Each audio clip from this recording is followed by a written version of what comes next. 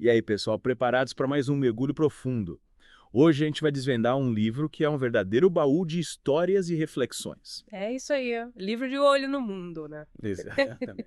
Uma obra que, aliás, tem uma estrutura bem peculiar, né? É verdade. Cada capítulo é independente, sabe? Dá pra ler em qualquer ordem, um mosaico de pensamentos, digamos assim. É, e os temas? Nossa, Ver- vão desde a beleza do chá até questões sociais bem complexas. É fascinante como o autor transita entre esses diferentes universos, né? Com certeza. E já no primeiro capítulo, isto é a beleza do chá. A gente é convidado a desacelerar. Ah, esse capítulo é lindo. É a descrição do preparo do chá, os aromas, os sabores. É tudo tão sensorial, tão detalhado, que a gente se sente transportado para dentro do ritual. É verdade. É como se a gente pudesse sentir o calor da xícara na mão, o aroma suave do chá.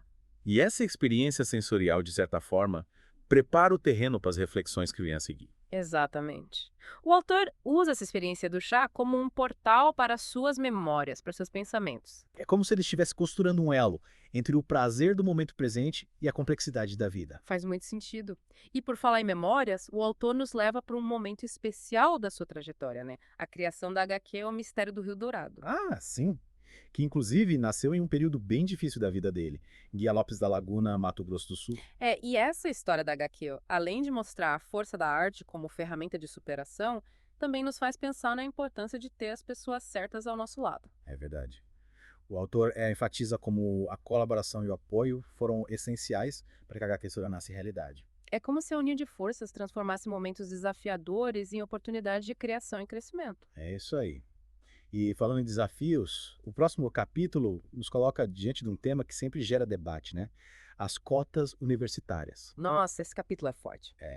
O autor parte de um episódio pessoal, um médico que se vangloriava por ter entrado na universidade numa época sem cotas, e a partir daí, ele, um homem negro, expõe as disparidades no acesso à educação no Brasil. É uma crítica contundente, né? Ele não se limita a apontar o problema. Ele vai além e propõe uma solução. Sim. Um sistema educacional justo e igualitário desde a base, para que todos tenham as mesmas oportunidades. Eliminando, assim, a necessidade de cotas no futuro. E para ilustrar o impacto da desigualdade, ele compartilha a história do próprio pai, que teve que abandonar a escola para trabalhar ainda criança. É comovente, né? A gente vê como a falta de oportunidade perpetua um ciclo de exclusão. E o autor vai além, combatendo a ideia de que negros buscam favores com as cotas. O que ele quer é igualdade de condições, a chance de competir de forma justa. Entrar na universidade com dignidade, sem ser visto com desconfiança. Exatamente. É uma crítica poderosa que nos faz questionar os privilégios e lutar por um sistema mais justo. E o livro nos leva ainda para outro tema polêmico, a homossexualidade. Uhum. O autor, mesmo se declarando cristão, se posiciona firmemente contra qualquer tipo de violência e desrespeito à comunidade LGBTQIA+. Ele argumenta que discordar de algo não dá o direito de agredir ou discriminar o outro. É um exemplo de tolerância e respeito que, com certeza, transcende crenças e ideologias. Sem dúvida. E ele vai além, questionando a prostituição, especialmente no caso de travesti. É, ele se pergunta o que leva essas pessoas a escolherem esse caminho. A gente é levado a pensar nas condições que empurram muitas pessoas para a margem da sociedade. É como se ele estivesse nos convidando a olhar para a realidade com mais compaixão, sabe? Com certeza. E ele finaliza o capítulo com uma mensagem poderosa: a necessidade de respeito e compreensão. Para construir um mundo mais justo e acolhedor para todos. E olha, a gente ainda tem muita coisa para explorar nesse livro. É verdade. O autor nos leva para suas memórias, compartilhando suas experiências e reflexões sobre os mais diversos temas. A admiração pelo Guga, a comoção com a morte do Osama Bin Laden, a experiência de quase morte no elevador. E é fé, né? Sim, a fé também. É como se a cada capítulo ele abrisse uma nova gaveta da sua mente, revelando suas paixões, medos, dúvidas e convicções. E tem uma história que me tocou bastante. O relato de um bombeiro que salva uma criança que tinha sido jogada no rio pela própria mãe. E essa história é forte, né? É. E anos depois, essa criança, já adulta, perdoa a mãe biológica num encontro emocionante. Nossa, É uma história que nos faz pensar na complexidade do amor, na força do perdão. verdade. Na capacidade de superação que existe em cada um de nós. É uma lição de vida que nos impulsiona a buscar a paz interior e reconstruir nossas relações. É isso aí. E por falar em feridas, o autor também nos leva a refletir sobre a violência, né? Sim.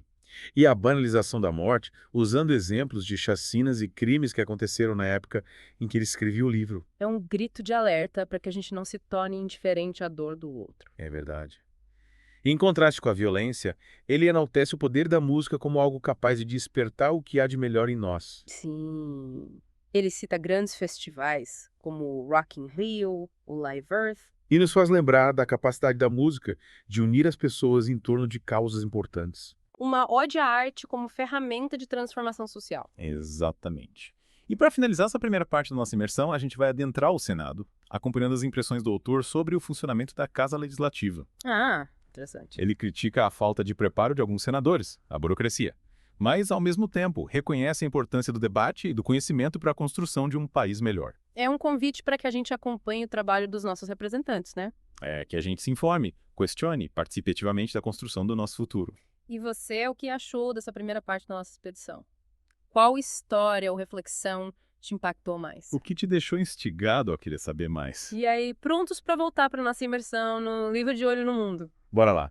Da última vez, a gente terminou falando da análise do autor sobre o Senado, né? E isso, com aquelas críticas, né? Mas também com o reconhecimento da importância do debate político, né? Sim, o autor reconhece o papel do Senado para construir um país melhor. Mas vamos em frente, a jornada continua. O próximo capítulo, olha só, nos leva para um passeio pelas ruas. E não só no sentido literal da palavra, sabe? Ah, entendi. O autor observa as calçadas, o asfalto, os postes. E a partir desses detalhes, ele tece uma crítica ao descaso com o espaço público. É mesmo, ele fala bastante disso no livro, né? Fala. E critica a falta de cuidado com a estética urbana. É como se ele estivesse convidando a gente a prestar mais atenção no que nos cerca, sabe? É questionar, né? É a questionar. Por que a gente aceita essa falta de beleza, de funcionalidade nas nossas cidades? É verdade. Inclusive, ele faz comparações com cidades do exterior, como Nova York, onde a infraestrutura urbana é mais organizada. Sim, lembro dessa parte. E ele não para por aí. Ele propõe uma solução, e é uma solução bem ousada, viu? Qual? Ele sugere oferecer empréstimos para os comerciantes reformarem as calçadas. Uma parceria público-privada, então. É, exatamente. Estimulando a participação da comunidade para ter uma cidade mais bonita, mais funcional. Que interessante. E essa busca por soluções, essa inquietação com os problemas do dia a dia, é uma marca do autor, né? Totalmente. E por falar em inquietação, o próximo capítulo nos leva para o campo da fé. É verdade. A partir de um vídeo do pastor David Wilkerson, autor de A Cruz e o Punhal, né? Sim, um livro bem famoso, né? É. E o que me impactou nesse capítulo foi como o autor se identifica com a mensagem do Wilkerson. Ah, é? Que critica a superficialidade de algumas igrejas, sabe? Right. E defende um evangelho mais puro, mais próximo da essência do cristianismo. Entendi. E o autor, ao comentar os vídeos do pastor, ele critica aqueles que parecem mais preocupados com a performance do que com a mensagem, sabe? É como se ele apontasse para hipocrisia, né? Exato. A diferença entre o discurso e a prática. É. E ele menciona um fato curioso e um tanto triste também.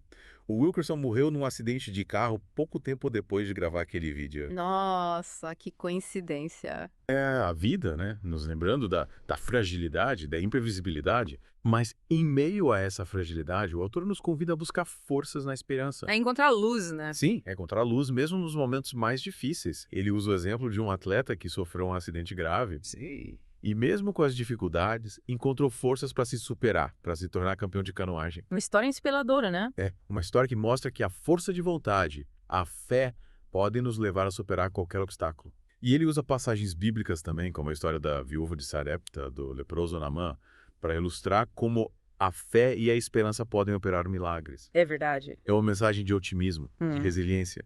O autor nos convida a não desistir dos nossos sonhos, a acreditar que sempre há uma saída. Mesmo nos momentos mais difíceis, né? Exatamente.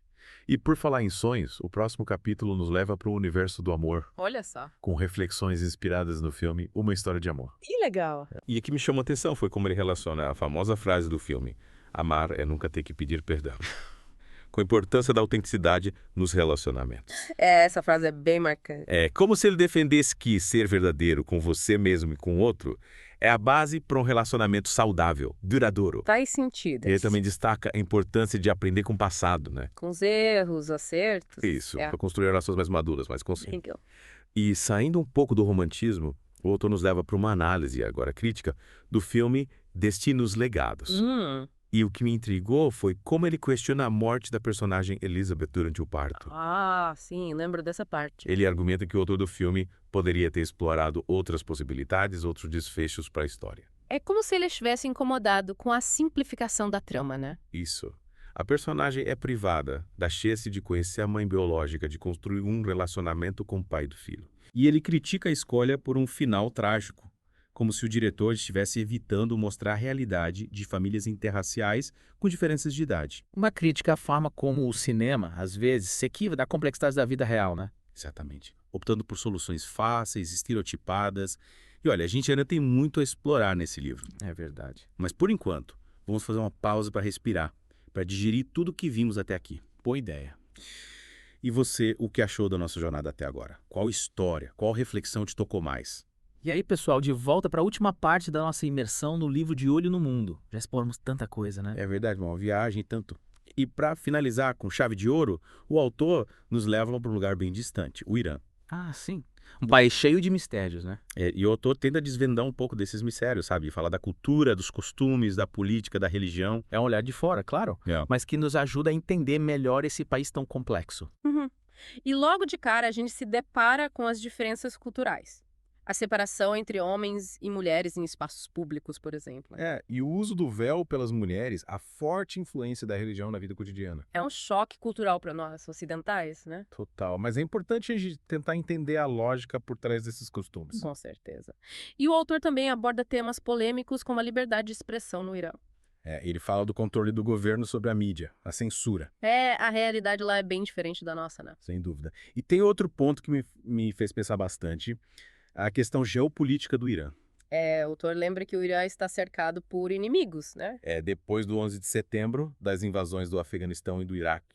E aí o Irã passou a investir pesado no programa nuclear. Ele até cita o discurso do Ahmadinejad defendendo o fortalecimento militar do país. É uma situação delicada que mostra como a geopolítica global impacta a vida das pessoas. Totalmente.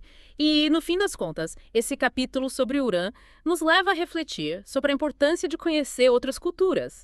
De tentar entender diferentes pontos de vista, de buscar o diálogo. Buscar pontes em vez de muros. Isso aí. E chegamos ao fim da nossa imersão no livro De Olho no Mundo. Uma obra que nos provocou, nos fez pensar. E nos emocionou também, né? Sim, com certeza. E você que nos acompanhou nessa jornada, o que leva dessa experiência? Que ficou gravado na sua mente, no seu coração. Esperamos que essa imersão tenha sido enriquecedora, inspiradora. E que você continue explorando o mundo, com olhos atentos, curiosos, dispostos a aprender.